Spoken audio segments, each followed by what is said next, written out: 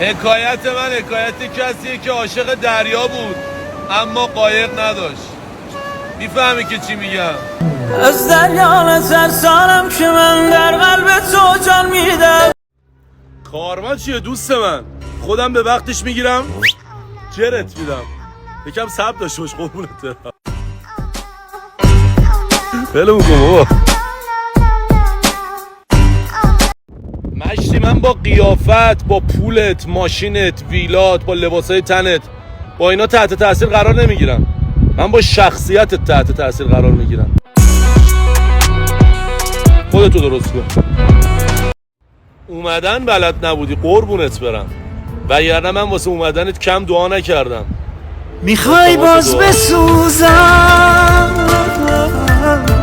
میخوای کوه یخشم. اشکال نداره که ازم خوشت نمیاد. همه آدما که خوش سلیقه نیستن بیبی. اون وسط جا من خالی کن بنده با مدل موتای سونی. قیمت آب معدنی 4 تومنه، تو رستوران 8 تومنه، تو کافه 12، تو فرودگاه 20 تومنه. آب معدنی همونه، فقط مکانش عوض شده. هر جا دیدی ارزششو ندونستن مکانتو عوض کن. آره رفیق.